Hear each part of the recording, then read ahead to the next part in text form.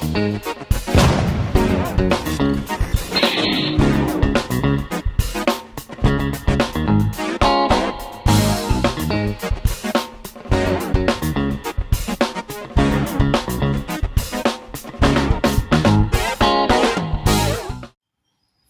morning everyone, welcome back to Nat's Knackers Yard. I'll be Nat, this be my Knackers Yard.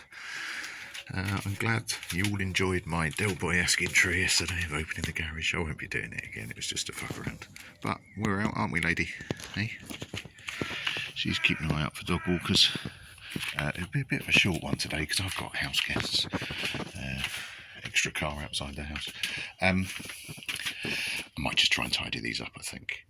So what I'm going to go for is, first of all, chuck them in the sink just to get rid of some of the carbon as much as anything else, and then we'll go through a bit of hand polishing just to try and get those up a little bit better. I'm not after shiny, perfect pipes. They never stay that way for long, but I don't like putting bits back on a bike that I can do something with.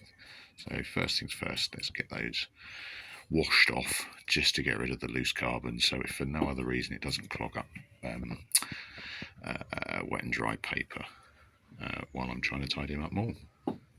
Get that done. I'm going to drink my tea. So I tried changing the camera as I was having sound issues and it seems to have followed, so I'm doing this as a voiceover again. I've sat down to the dog, instantly assumes that I want to play with her. I will point out that this is a different day than the last upload. I'm just being scuzzy and wearing the same stuff because it's all going to get messy one way or another. So out of shot, I've got a bucket of warm water, some fairy liquid in it, just to, I don't really know why, reduce the surface tension, I don't know, supposedly a reason why, and a couple of sponges of varying varieties, and I've got 800, 1500 and 2500 grit wet and dry paper. Now the one thing I will say about wet and dry paper, when you're using it like this, it needs to be wet, so soaked wet, not sprayed wet, or you know, chuck a little bit of water over it, but do it wet. I don't really want to sit there and watch, or have you watching while I effectively use a well-tried technique to try and polish up the pipes, but essentially start at your lowest grit, or your heaviest grit I suppose, and just keep it as wet as humanly possible and rub it down and keep on rubbing. Now the advantage of doing this as a voiceover is that I can just fast forward you as we go through this. So I'll just boom you through this, and it's just really, you know, working your way slowly up the grits, trying to cover as much of the material as you can, and just scrubbing away, get to the certain point, move up a grit, move up a grit, move up a grit, and just keep going for really basically as long as your patience holds as much as anything else. And there we go, there's kind of the end result, and I'm happy enough with it. I like, you know, I'm not after super shiny, I'm after something half decent, but you know, by way of comparator, you know, a little bit of before and after action, which you can't see because I'm an idiot and I keep doing it out of shot, but it's considerably better, and frankly it's good enough, but it takes a fair amount of time. So what I'm going to do is a little bit of a comparator by that's, you know, the mandrolic hard working way, I suppose, even though I didn't really spend that long doing it because I'm not after a super shiny. What I'll do is whip it over to my Scotch-Brite wheel on my polisher, and we'll see what it looks like once I've had a go with that. It's a bit awkward to get it around the wheel, but we'll give it a go, and I've actually started on that one. So by way of comparison then, when they're done, so I've got the wet and dried one in my left hand, and my bench polisher, or my bench grinder with a Scotch-Brite wheel in my right hand. You know, the hard work version, weirdly enough, is better, but not dramatically, actually, has to be said. I've got a fine grit Scotch-Brite on my wheel, and actually it does a pretty good job of this. So what I think I'm going to do is do the rest the easy way and bang them on my bench grinder. Right, and there you go, that's all four done, and I'm actually quite impressed. Not necessarily at how well they've come up, although that is quite cool, but actually the good condition they were in already. It hasn't taken very much at all to get them back, you know, to something that you'd be quite happy to put on your bike as new. Not that they are new, but they look pretty good. So let's get them polished up, shall we? Let's get to the wheel. Now, I've been a little bit indecisive here, which is unusual for me. I was going to use my my grinder with polishing pads and some mother's polish, but I can't find my mother's polish. I have found my polishing pads. They're what, 4-inch fabric polishing pads, I think. So yeah, I was just going to bang them on the grinder, chuck a load of mothers over the offending item and just have at it like that, which is, you know, a quick and dirty way of doing effectively what I'm doing on my wheel.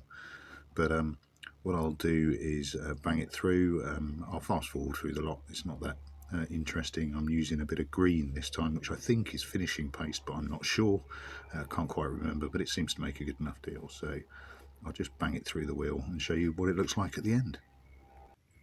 Right, so my timer says this is 8 minutes worth of polishing, but you know, it's nothing too harsh, and the end results are pretty good considering it's really not that not that long a period of time to spend on it.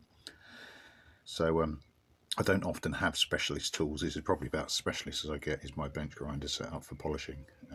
But you know, if you've got the space and if you've got, you know, the money to buy one, just get one second hand. They're absolutely fine, but they bring out some really good results through not a great deal of effort or indeed expense. So, you know, that's looking pretty good. I'll chuck some, you know, bog standard polish over the top just to protect it a little bit, just to keep the elements out ever so slightly. And then I'll get on with the other 3. And there you go, all done. So they're all looking pretty spick and span, I have to say.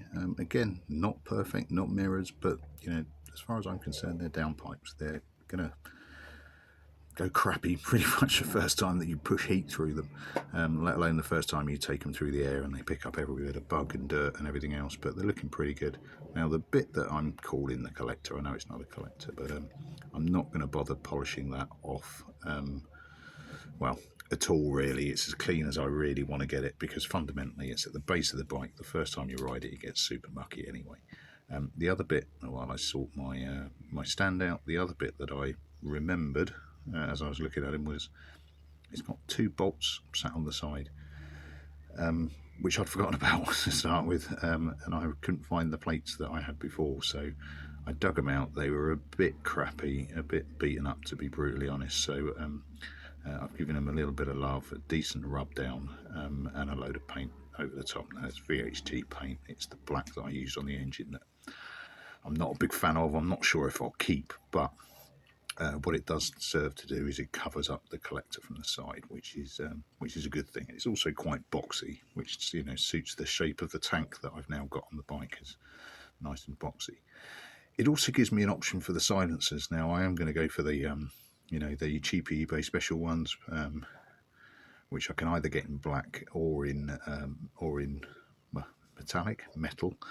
I don't know. Now the one thing about these pipes is they are stainless steel. So they're not magnetic. That's my little magnet that I've pinged up against there. So, you know, it would go a long way to explain why they've survived quite so well. Obviously, stainless not means they stain less. Doesn't mean that they won't stain and they won't rust. It's just they're just hardier. A couple of guys mentioned about my other ones, and they're not. They are straight steel. Now, one of you guys had mentioned if they're straight steel, that's great. It means you can do, you know, normal/usual welding techniques to repair them. Yeah, you can if you can do those techniques. And I can't. You know, my welding is not good enough. Brackets yet. So what? I'm not going to chuck them away. I'm not going to do anything drastic with them. They're just going to get parked, and at some point, I will revisit and see if I can repair and sort them out a little bit more, ideally after I've completed a welding course that I'm still trying to find time to complete, but so that I actually have an idea of what I'm doing. So that'll do me for this one. So it's only a bit of a mess around one. I've got house guests, so I don't want to spend too long doing this, and I'm spending even longer having to do a voiceover. I've had comments about my beers. That is not a beer, that is socks, because today is Father's Day and I got beer socks with an awesome tin, which is going to be very useful in the garage at some point or another. Right, I am absolutely sweating my tits off in this garage, and particularly, again, doing a voiceover in it. The dog is lolling around on the grass. She's quite happy. And because it's such a beautiful day, the dog's happy. It's probably time to go out and do something a bit more fun for everybody than me just playing in the garage. So that'll do me for another one. Thanks for persevering with this dodgy sound. I will get it sorted. Thanks very much all. I'll catch you later. Ta-da.